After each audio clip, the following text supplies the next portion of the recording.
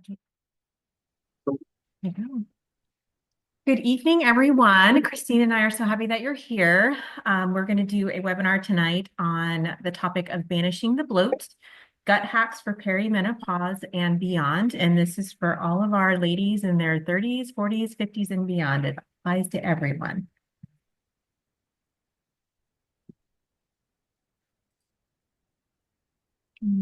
There. So a little bit about us. We just want to say welcome. We appreciate you spending your time this holiday weekend, crazy holiday weekend, to spend 30 minutes with us to learn a little bit more about what's going on hormone-wise, gut-wise, brain-wise. I will do a quick disclaimer. Christine and I will do a shared presentation, and then we'll make sure you have time for questions and answers at the end. Christine, I'm going to let you go ahead and introduce yourself to the group, and then I'll introduce myself. Awesome. Welcome. We are so glad that you're here. And yes, love helping people dial in healthy habits, really to optimally feel their best. That when we think about like in your last decade of life, that you're like, wow, this is what I love to do. And you've got to start now, really incorporating good wellness habits. So I think we've all felt that frustration in this perimenopause, menopause. And I love being a personal trainer, so helping people in fitness and strength building, but also nutrition coaching. And I just enjoy it. So it's fun that we get to do this together, collaborate.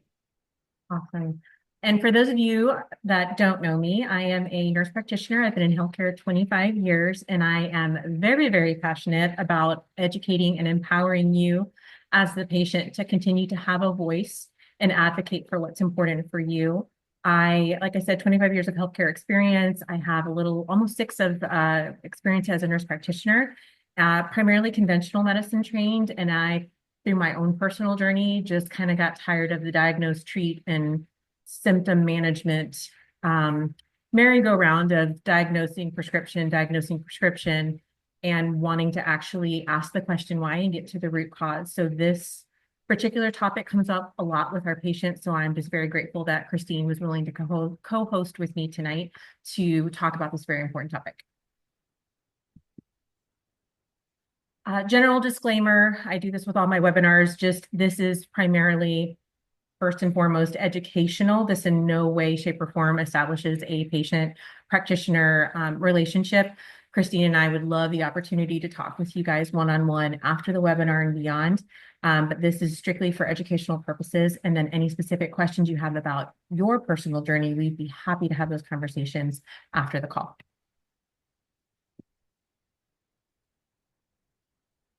Well, starting off, this is such a key topic to discuss. And I think if we really want to have more energy and feel amazing, we really have to dial in our gut health. And this is so important because honestly, if there is an unhealthy gut, we just feel tired, we feel sluggish, and we're not really becoming the woman, wife, mom, whatever role we have that we want to be. We just can't feel our best. And so gut matters. And you can see on the right side, it obviously affects our weight management, which sometimes that's when we really want to stop and go, okay, I'm tired. Enough is enough. I want to do something about it. But also it impacts our energy. It impacts our mental health. And so Julie's going to talk so much more about that because that's very important. Even our skin, if there's a lot of skin and acne, that goes down into what is inside our body, what's going on in our health. And immunity, we'll talk more about this too, that our immune system is in the gut. So a healthy gut really equals a healthy immune system. And I think there's so much information here, just how our gut affects our brain and our mood, intestinal tract, that we are laying a lot of information out, but we just know that no two people are alike. And so I think we are excited to really customize and really have those continuing conversations after this webinar, because you're going to get a lot of good stuff. That we want to feel like we really are customizing it to you because no two people are alike. So think about some of the things that you're reading that you'll see on these slides and write down questions so that when we get to our Q&A at the end, you're ready. You're ready to ask this question. So let's go on to the next slide. Awesome. So most of us, I bet, have heard the term gut feeling. Literally, there is this main superhighway between your gut and your brain, and it's dynamically communicating 24/7. So your gut is essentially your second brain. It affects your mood, appetite, your energy levels, your cognitive ability and function, your sleep. Um, Most people, when I say this, are like, what? Are you kidding me? Your dopamine and serotonin come primarily from your gut. So 80 to 90% of your serotonin is your feel-good hormone, is produced in your gut. So if your gut is not healthy, if that microbiome, that environment is not healthy, how the heck can you get that support that you need for that feel-good hormone? So a lot of issues potentially with anxiety and depression are directly linked to, I always go back to the gut and talk about, okay, what's going on there so we can identify and reset that foundation first and foremost. So if your gut is leaky, so leaky gut is another term that I hear commonly or patients are told. It's basically, think about it as like holes throughout your intestinal lining, which is allowing foreign particles or unwanted particles to come in and out of that protected lining and space, which then affects your energy level, your mood level, your hormone levels, your sleep. And it's just this vicious cycle to the point where there are studies that have been done. PubMed did one May of 2019, where they basically did fecal transplants. I know that's a sensitive topic, but it's important. Where they did fecal transplants in mice who were showing anxiety-like and depression-like behavior. And they did a fecal transplant of those behavior mice into mice that were behaving like not with anxiety and not with depression like behavior.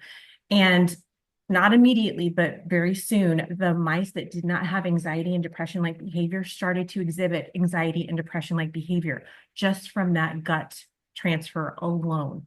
It is huge, that connection between the brain and the gut. Stress affects that ability as well. So that's when cortisol comes into play. And we'll talk about it here in a little bit, how that affects your sleep. It's all interrelated. So happy gut, happy brain, happy sleep. So there's some things that I even learned about did you know? And I think this is where we want to give this information because we really want everyone to feel optimal, like really good, amazing, right? Incredible. And so your intestinal tract is your largest immune system organ. And a lot of the 70 to 80% of your immune producing cells live in the gut. Now, what's interesting about your intestinal tract is it's just as unique as your fingerprints. So it's interesting. I've got an identical twin sister. We were like identical, one egg split. We were so similar, but just how different we were and how, we experienced things growing up. So that is just how we want to say that the first years of life, you have this gut microbiome. And now we are becoming stewards of our body to take care of our body as we age. And so this is what we want to just share of even thinking through of what foods we eat. We'll talk more about that later, but even just when you think about your immune producing cells in your gut, sugar. Think of this time of the year, a lot of sugar, but sugar automatically, a lot of sugar will weaken your immune system. That's what they say sometimes after Halloween, kids are just so sick or start that cycle of being sick because of the sugar in their diet or in our diet. And so that disrupts your microbiome, your gut bacteria. So I just think we just want to be mindful of how important our immune system, our gut is. If it's healthy, we really can ward off disease, bacteria. If it's not healthy, that's where we succumb to so many of these diseases and inflammation. So we'll talk more about that, but begin to start writing down again the things that you know. Gosh, this is what's bugging me, symptoms that I have, because we really want to have those conversations after this webinar. So next slide. Thanks, Julie. Mhm. So common signs of gut issue. Honestly, on this page, we're all different. Some of these might literally be jumping out at you.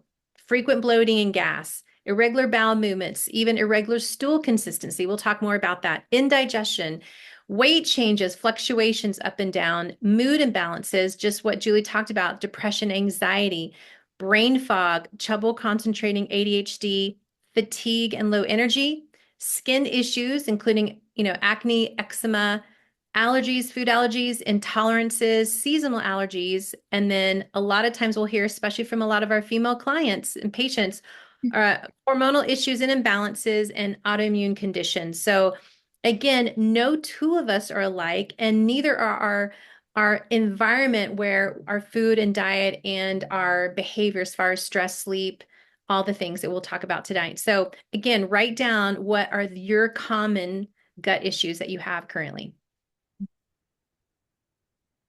Well, this is the topic nobody really likes to talk about, but it's actually one of the most important topics. We have a few of those in the call tonight, but we're going to talk about poop. Yes, so great and so fun, but it is super important and it is super healthy.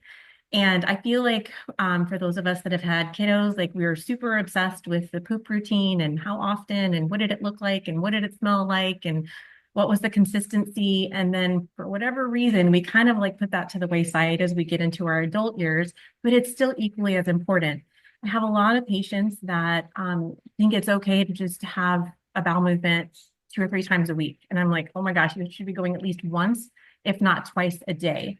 So this chart to the right, the Bristol stool chart, is commonly used in the medical world as it's super straightforward. It's got the pictures, so it's graphic, very specific, and kind of that type 3 to 4 is where we kind of want to be at, and that would be considered normal. I have most of the patients that I deal with struggle with constipation, to be honest, and they think being in that type 1 and that type 2 is completely normal, even if it's every other day. So hydration is huge. You should be drinking about half your weight in ounces of water with electrolytes daily. And that doesn't include coffee and juice and soda and wine. But also fiber. Most of us in general in America are way below the fiber amount that we're supposed to have every day. So 25 to 35 grams of fiber is what we should be striving for. And I think most of us are probably hard pressed to be reaching about 15. So we need to be trying to at least double that. If you're needing, ideas or ways that you can increase your fiber content based on your day in and day out routine, those are conversations that Christine and I would love to have with you to kind of help support you and figure out how you can optimize that daily fiber intake, hydration intake, and movement. Movement is huge. So if you're not moving your body every day, just think that's directly impacting the motility in your intestines. So if you're sluggish, your intestines are going to be sluggish. Super, super important to kind of be tracking that and kind of put it back at the top of the list to be mindful of making sure you're pooping every single day. Okay, so now we're talking about what's going in your mouth that will exit what Julie just talked about. Now, here's the thing. This is literally one of the things that you can start tomorrow. No matter depending on what time zone you're at, and when you start checking or reading this webinar, that you can start in your next meal and start cleaning up nutrition. That is something that we want to encourage you to feel empowered that you can start taking steps, daily steps to really start improving that. So this is a great screenshot, or when you get this recording, you can, write stuff down, but learning to eat some low inflammatory foods, fiber-rich foods that Julie just mentioned, fresh fruits and veggies, whole grains, especially if you notice bloating. This is where you get to start thinking, okay, why am I bloated? Well, what did I eat the last meal or the last 8 hours? Start taking a log, a journal of that. It really is helpful to know what the culprit and what are common triggers for you. And start, might just be that you need to be mindful of gluten intake. Everyone's sensitive. Some people may not have celiac, but we are, I personally, I'm sensitive to gluten, so I can tell it makes me bloat. So I really have to take some steps into making sure that doesn't happen. Again, lots of water. Before you have that coffee in the morning, drink water. Almost force yourself 12 to 16 ounces of water. I literally had to force myself, and now it's become a habit. Foods rich in omega-3s. Omega-3s is so helpful to lower inflammation. Many of us, most of us, have inflammation, and that is the driver of so many diseases, is a lot of inflammation. So if we start incorporating more omegas like nuts, seeds, tuna, wild salmon, flaxseed, chia seeds, walnuts, those are great in omega-3s. And really, they're good for heart health, lowering inflammation, healthy skin, brain food, good stuff. And then probiotic rich foods is so helpful too. And there's a good list right there of some good options. And lean meats, chicken, turkey, fish, lean cuts, so helpful. And again, everyone's palate is different. Everyone have different things. So this is where those discussions after today is so helpful, and what we can do to really help you guys dial that in. And so now what we eat, now let's look at the next slide, because I'm going to talk about what we should avoid foods, okay?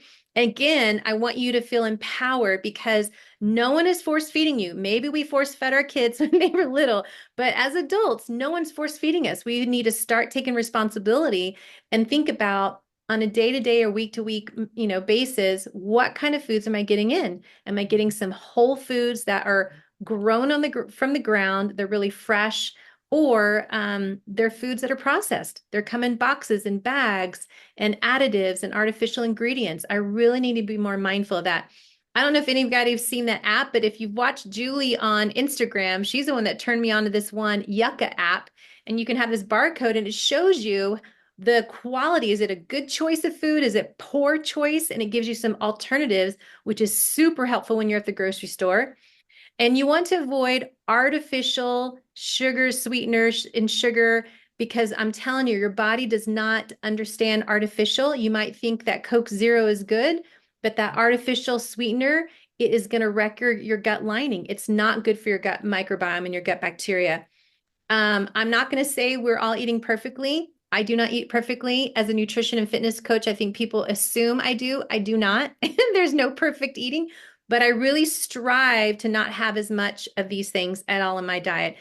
Avoiding fried foods, limiting alcohol, anything that causes you bloat and stomach upset. You just really want to keep a journal and diet and know what those triggers are because tomorrow's your new day. Tomorrow is a fresh start. So I want you to feel empowered in that.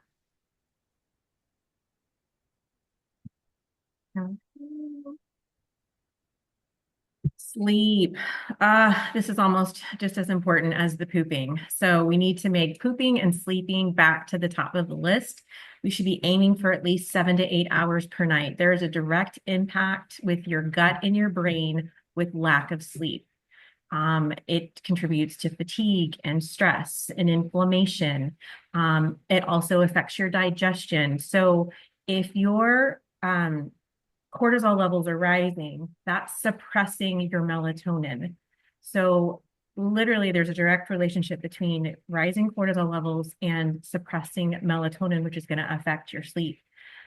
It's super important when we're sleeping, we're resting and repairing. So if you're not getting at least 7 to 8 hours per night, you're not resting and repairing. So you're like waking up, like already not set up for the day.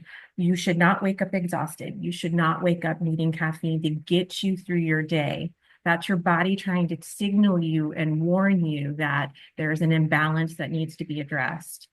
With kids, we're really great about creating that bedtime routine and we're really religious about it typically. But yet again, like with the pooping, like with our sleep, we're just like, oh, I'll catch up later or I'll catch up this weekend and just burn the candle at both ends. It's almost become like a norm in our society, and sleep is super, super critical to us healing and creating that balance within. It's important, even when you wake up, Christine had mentioned it, it's important to like try that, 8 to 12 ounces of water initially before you introduce caffeine. Coffee usually is the typical go-to, because that's going to spike your cortisol levels, which then affects your melatonin later that night. Another thing that people don't realize when I'm talking about with clients and potential clients is the importance of getting like that fresh before 10 a.m. sunshine on your face. That helps kind of reset that circadian rhythm or clock, which helps that sleep-wake cycle and melatonin. So by getting that morning sunshine on your face, you're actually helping set up a good night sleep that subsequent night. Another thing that's kind of important to think about is make sure that you're in a dark, cool room. You want to make sure that you're not exposing yourself to a lot of blue light within an hour of sleeping. Again, going back to like good bedtime routine is good for us adults as well. Try to make sure that you're not doing any kind of stressful work, checking your emails, working on a project last minute within 2 hours of sleeping. Make sure you're not having a heavy meal or alcohol 2 to 3 hours before going to bed. That just kind of helps reset things a little bit so that you can truly rest and repair. And then with working out, it's usually best to not do that close to bedtime. So usually 3, 4 o'clock in the afternoon is ideal. So I say around 4 to 6 hours before going to bed, try to get that heavier workout in prior to that, and don't do that right up to bed to just kind of help set the tone and let your body know, okay, it's time to rest and repair and go to sleep. So good. I love the setup because I really believe so many of these things are a domino effect. If I am getting good rest, it is going to pay dividends to the fact that I have energy the next morning to exercise, or energy the next day, or energy, or just even the choices I make in my food. So, what I love too, another way to support your gut is movement. Movement is king, and I think this is another thing that we can implement in our lives and really be honest with ourselves. How often are we moving? Whether it's the steps that we're counting, whether it's going to the gym. I think whatever accountability you need, whether it's a friend, a partner, a spouse, really to get that movement so encourages healthy body, healthy overall, just digestion. So again, the exercise stimulates, encourages the bowel movements. Even if we have a job, say we have a job, like I've had friends that have gone walking, the walking desk or whatever underneath their desk, or they've really made sure they took breaks going up and down the stairs, parking far, but just whatever you need to do to get that movement in, because exercise reduces inflammation. And that is really a key driver, like I mentioned earlier, to so many diseases and really what's going on in our body. And so exercise will be helpful in that, and it lowers stress. Um, I was mentioning earlier to Julie that one thing I started doing and telling clients to do is whatever heavy meal of the day, obviously, people might have more time at dinner time if they're working all day. After a meal, even going 10 minutes around the block, but moving after a heavy meal is so important. I feel like if you live in a city, you kind of walk around. In Europe, they do this all the time. They go on their strolls. They just stroll after dinner. That is what you do. And it's so healthy and helpful for their overall, wellness and physique. But even after a meal, just being able to do some kind of movement, that blood sugar glucose will kind of uptake into your muscles, and it really then helps your blood sugar. I think for some of us that realize we need to watch our glucose levels, that is the best thing to do is movement and get that blood circulating is so healthy. And even lastly, if it's late at night, or maybe not late at night, but now it's dark at night. I know when I came back, from a heavy meal with my husband a few days ago, I just walked up and down my stairs 10 times until I got a little bit out of breath, because I could tell in 2 hours, I don't even want to lay down because I still feel full. It was one of those kind of meals. So whatever it is, start exercising, put it on your calendar, make a commitment.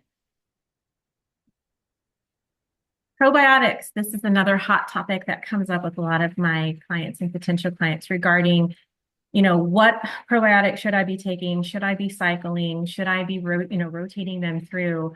And I always go to, your gut microbiome is made up of an average of around 500 different bacterial species.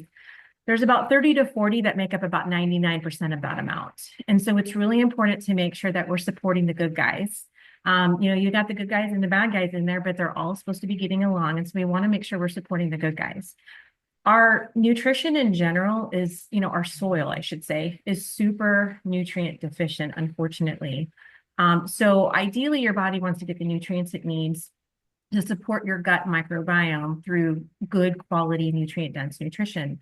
But with that being said, with the soil being deficient, we're not getting near the nutrients that we were getting in decades prior. So supplementation is important, but we want to make sure that you're getting quality supplements. So those probiotics need to be temperature regulated. We need to know that it's not been in a hot warehouse for a year or two on a shelf, because by the time you're getting it through convenient sources, and I'm an Amazon shopper myself, but not when it comes to my supplements.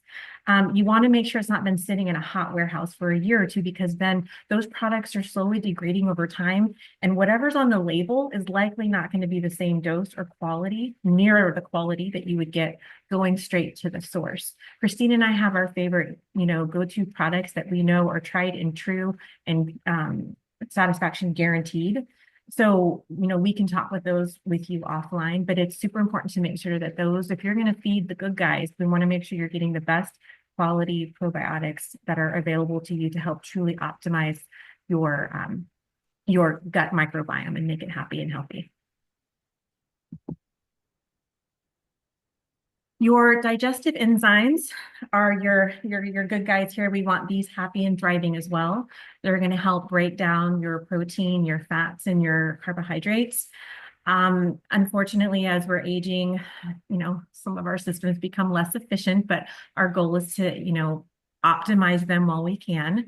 And it's important if you're coming to us complaining about things like bloating, diarrhea, constipation, heartburn, um, we got to go back to the foundation. So what's going on in the gut that's not allowing this normal process to happen to efficiently break down those proteins, fats, and carbs so that you can process the nutrients properly and have the best possible gut microbiome.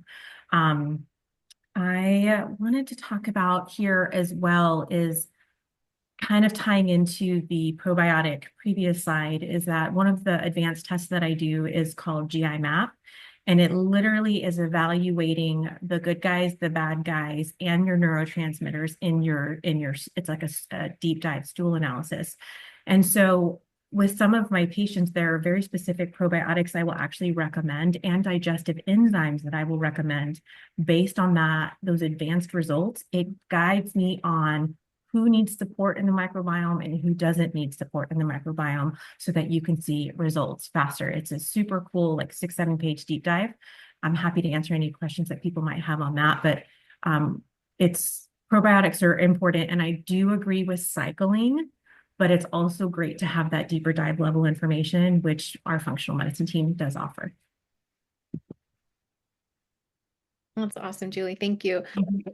A picture of my friend Crystal and talking about bloat, something that I have coached women through and men, honestly, is a 7-day healthy cleanse, a whole fruit and veggie cleanse. And so it's been remarkable. Even in a week's time, I think we don't understand how much buildup and how much inflammation can come from certain foods or toxins or wherever we are in our cycle or whatever we're putting on our skin. It's just crazy. But this was after a week of just her really dialing in some good nutrition and avoiding some things for 7 days just to give her body a break and a reset, which I would recommend. And I've heard even naturopaths recommend too, honestly, 2 to 4 times a year, just like you would take your car in to get a checkup and really get it cleaned out, like this really in a healthy, safe way is a great reset for the gut and lowering inflammation. Joint health feels great, but even you could see bloat as well is gone. And so this is a good reset because we know we can't eat perfectly, but it definitely helps our body tune in and dial in better. And we'll go on to the next one, but I know, Lisa, just to let you know, I see some of your questions in the chat. So I hope you can stay on to the end. We'll go over some of those in our Q&A. Great. This is just to kind of summarize. We want to be respectful of everybody's time this evening, but we wanted to just reinforce the importance of that gut-brain hormone connection. It is all interrelated, and we have, I think just in conventional medicine in today's society, we've been trained to present to the doctor with a symptom, and that symptom usually gets addressed with a prescription to help support that symptom.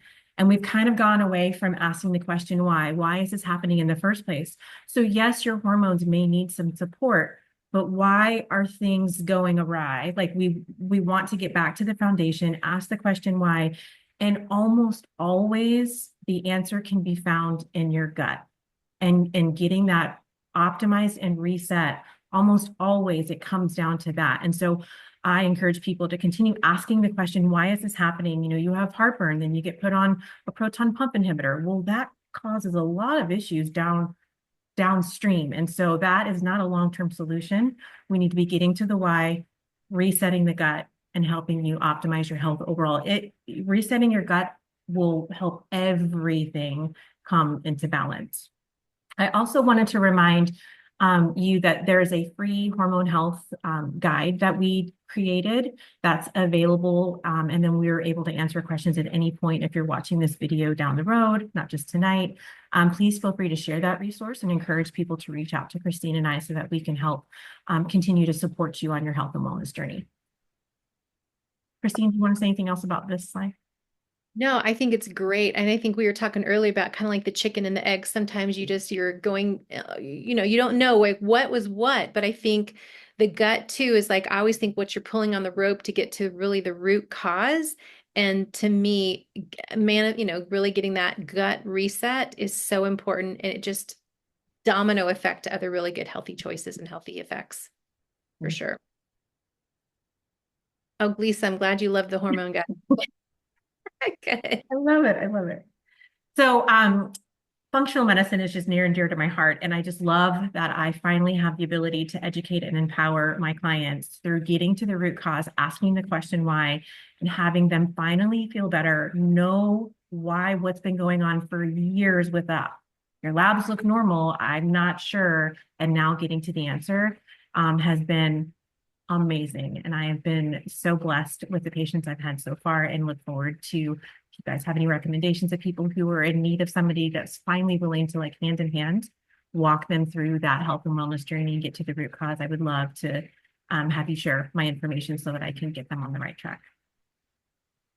I love that. I love that. Well, it's fun co-laboring, partnering with you, Julie, because I think we offer different things. And, I think for finding, what I love helping people through that 7-day cleanse and fitness and nutrition, overarching things, but you get in the weeds and you can just give them the specifics and the roots. And I love that. And we just want to offer just our time. So even you'll see in the next slide or two of just how to get a hold of us.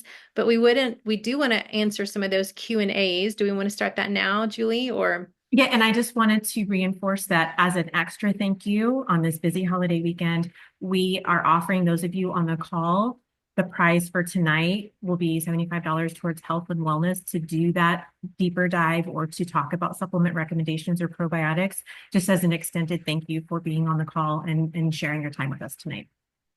Definitely. Woohoo!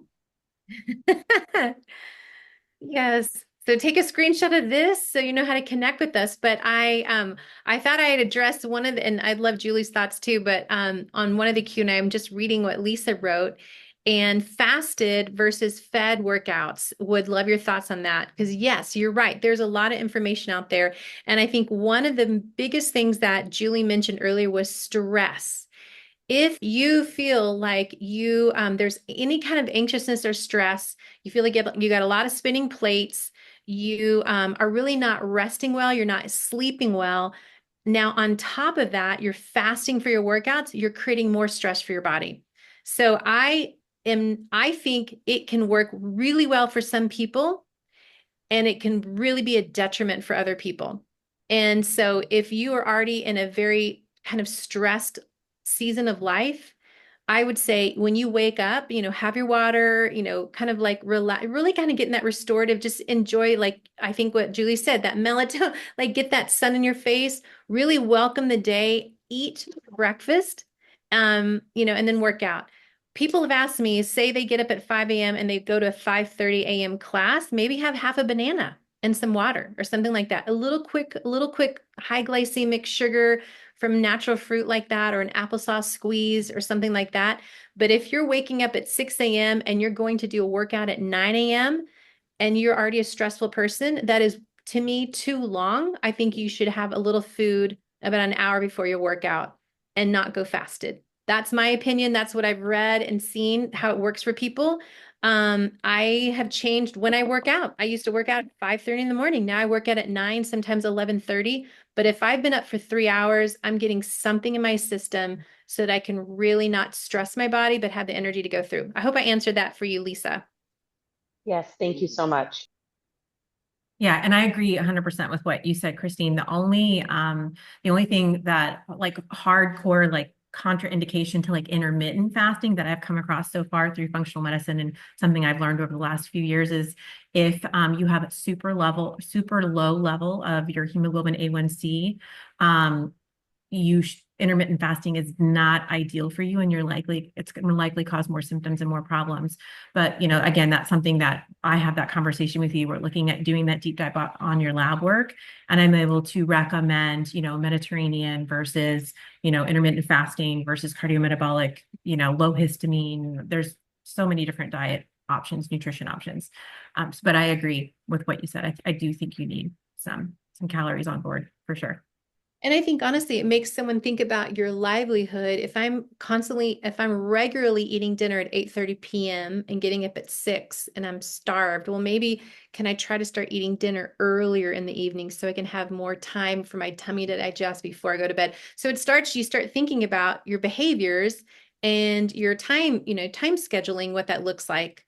I really try to go 12, 13 hours not eating, but that forces me not to have dessert and snack at 9:30 at night, Yeah. right? Yeah. Because I just finished dinner at 6:30 or 7. So it's almost like an accountability for me to go, okay, I'm going to go to bed and not having a snack 30 minutes before I went to bed. Yeah. Yeah. It helps with that blood sugar regulation and insulin sensitivity. And yeah, so everybody's different, which is why it's important to have the conversation and to look at those tracks, trend the data and trend what's going on with you in your routine and your day in and day out so we can help guide you because every single person is unique and different. Yeah. Any other questions before we let you guys go and enjoy the rest of your evening? Did we grab them all in the chat? Let me make sure. I think so.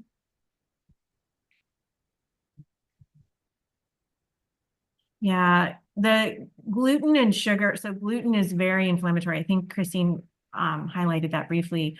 It's very inflammatory. So it's, trying to restrict or eliminate gluten is not just for the patients with celiac disease. It in general is very inflammatory. So I think we can all benefit from being more mindful of reducing and or eliminating gluten. And I think in a short time frame, you'll see how much better you actually feel. Yeah. And I think even for that, if you're interested, I know I probably will be coaching scores of people. It's usually after New Year's Eve, after holiday, on a 7-day whole food, healthy food cleanse. And that I think people are amazed at how good they feel, but also, oh, it's changed some cravings. Maybe I really don't need to have ice cream at 9 o'clock at night every night because during that 7 days, you're not going to have ice cream. You're not going to have dairy or gluten or alcohol. And it really helps people see what they can choose and have some different substitutes and how much better they feel. It's pretty amazing. Yeah, Um, in a short time frame. I've done that with you before in the past, and I was like, wow, in 7 days, it's eye-opening. good accountability. Yes, exactly. Awesome. Well, I don't see any other. I see a thank you for all the info. So with that, I think we're going to wrap it up unless you want to have anything else to say. Good. Yes. Thank you, guys. Awesome. Thank you so much. Have a great night.